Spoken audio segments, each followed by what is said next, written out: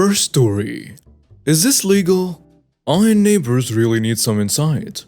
I moved into my community 5 years ago, AZ. We were actually very pleased with our HOA.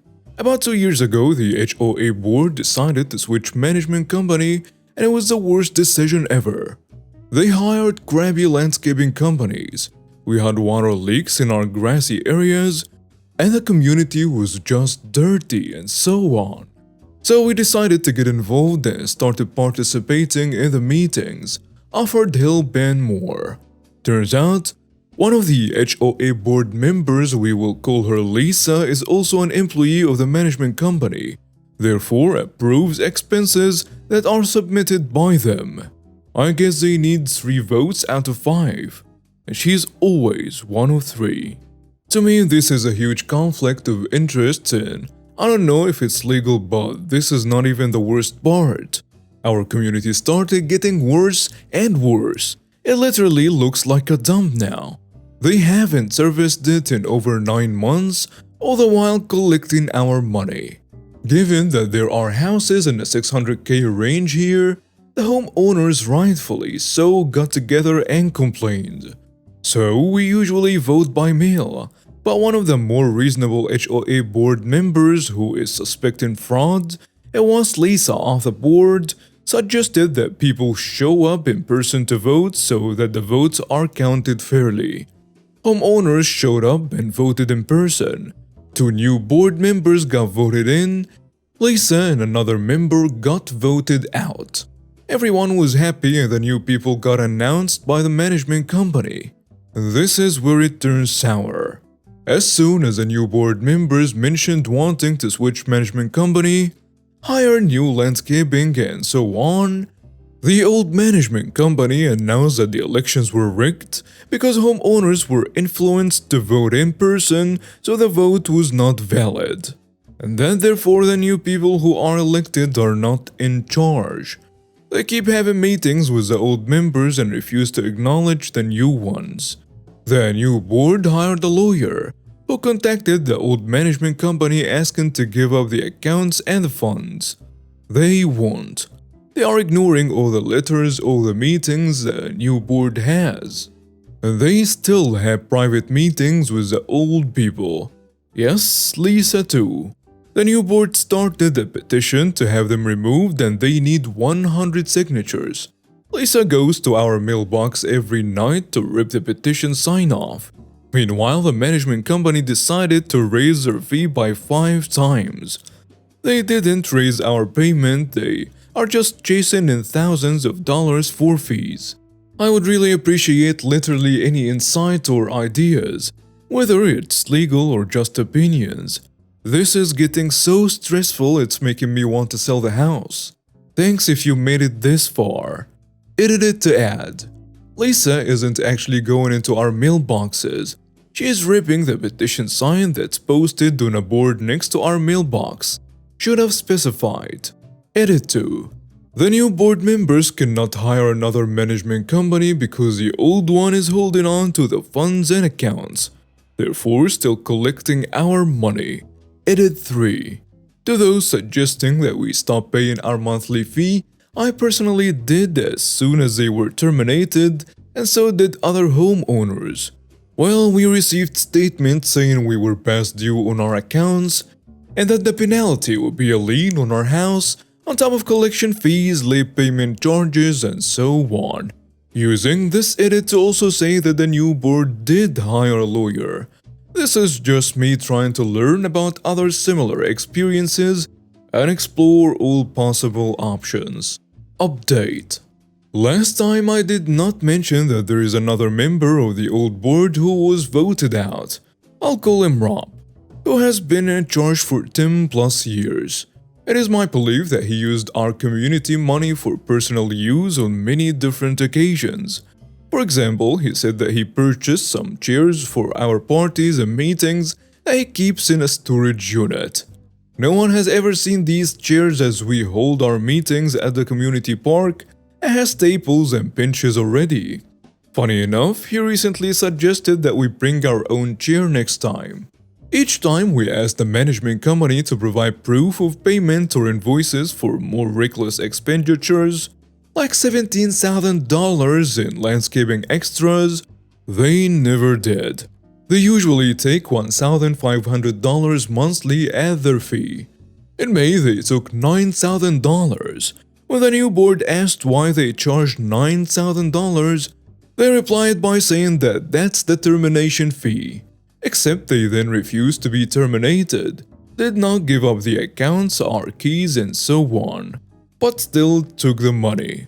I left off saying that the new HOA board members, one especially, I'll call her Bridget, started a petition where 100 signatures needed to be collected in order to call a special meeting and get the self-proclaimed board members forcibly removed. I guess there is an HOA policy where if some HOA board members do not agree with the election results, this meeting is necessary to have them removed. Despite Lisa going to the mailbox every night, sometimes twice a day, to remove our petition signs, we managed to collect the 100 signatures and will have the meeting next week. Bridget, who hired a lawyer, also filed a complaint with our state superior court. I later found that this community management company already had 17 civil lawsuits filed against them by other communities. Ours is the 18th. My thoughts. I think Rob and Lisa are in on this, and personally benefited from taking our money for 10 plus years. I believe the management company does not want to give up the accounts because it would expose their funds. The final update. I'm here with good news. After collecting 100 signatures, we were supposed to hold one final meeting to have the old board members voted out, and the homeowners showed up.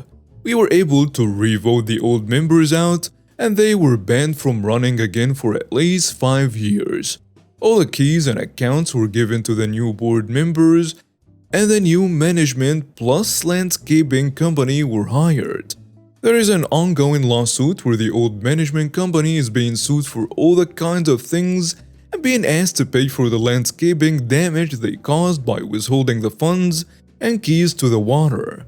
I am not sure how long this will take, but the fact that we have new people in charge after so many years is just a win. The community already looks so much better. My main takeaway is I used to be one of those who's got time for them people. But these HOA people literally count on homeowners to be busy with work, family life to take advantage of them. My old HOA board got away with it for 10 plus years. If you think something fishy is going on, get involved. Next story. Entitled Dog Mom Screams at My Daughter for Touching Her Dog. So I work as a secretary/receptionist at a small veterinary practice. By small I mean that there are 2 vets, 3 nurses and me. 6 employees total. One of the vets founded the practice 30 years ago and her son is one of the nurses. Because it's so small we really are like a family, and often get together at each other's houses for drinks and stuff. Because of this, we're also all pretty well acquainted with each other's family. The 2 youngest of the group are my daughter Hillary, 7 years old, and one of the nurse's son, 8 years old. They go to the same school and often carpool if needed. This summer, my daughter had summer camp in the morning, but nothing in the afternoon. Since my boyfriend and I both work until 5, me and 4 for him, my boss said it was absolutely fine for Hillary to hang out around the office until my boyfriend could come get her after he got off work. Most of the time, Hillary either plays games on her phone, watches kids' YouTube, or does some arts and crafts in the back office. From where I sit at the front office, I can see her and her me, but clients cannot see her. Occasionally, my boss will offer for Hillary to come help her with a very sweet and gentle pet. She will usually hold the pet or grab tools that the vet leaves on the counter for her, always just normal checkups. Hillary was just exiting the exam room to give one cat back to her owner when this entitled mother walked in with her yapping dog pulling at a leash. She takes one look at Ellery handing someone a bit and immediately gets angry. "Where is the vet?" I tell her that my boss is preparing for her next appointment and that she can sit down and wait. "Where are your parents? You should not be in a medical area." She directs this question at Ellery. Ellery points to me, which directs her back in my direction. "Where are her parents?" She asks me. "I'm her mom." "Nah, you're a teenager." "Actually, I'm 21. Not that it's any of your business." At this point, her dog is absolutely losing it. He's barking, pulling at his leash, lunging towards Ellery. She immediately becomes scared, even though this dog is like a beagle. She loves dogs, but also knows exactly when to stay out of a dog's radius of reach. However, like I said, the office is small. This dog is between me at the desk and Ellery. She can either try to go around the dog to get to me, which clearly the dog will be able to get to her, or head back into the exam room, a route which also puts her in the dog's path. As I realize this, I stand up to go get her, and she chooses to attempt to come to me at the desk, putting her in the dog's path. Predictably, the dog comes at her and gets one nip before I can throw myself between them. Ellery is sobbing, the owner is screaming that Ellery touched her dog, and one of the nurses, one who's a dad, comes out to figure out what the hell is going on. Without even asking, he immediately and firmly escorts the entitled mother outside to defuse the situation. I take Ellery to the back office. Thankfully, the dog didn't even pierce her skin. The emotional trauma though, I don't know. 10 or so minutes later, he comes back in without the entitled mother. I asked him what he did, and he told me the entitled mother threatened to sue me for letting Ellery touch the dog, or child endangerment or whatever the hell she could think of. He reminded her that any dog unable to sit quietly was required to be in a crate, and after some choice words she left. He also tells me that he will be covering the end of my shift, and that I should get Ellery out of there and do what's best to calm her down. We got ice cream and watched Encanto. Next story. Entitled woman threatens me over a parking spot. So I want to preface this by saying I work in a retail outlet. For those who don't know what that is, it is basically an outside mall. Anyways, parking where I work is always hell. It's neck for a good parking spot. And on busy days like today, I usually avoid the parking disputes and park in the parking garage, which is pretty far from my job. On my lunch break, when it slowed down, I decided to move my car and park it in front of the store I work at. No biggie. I get a parking spot and start to enjoy my break and call my significant other.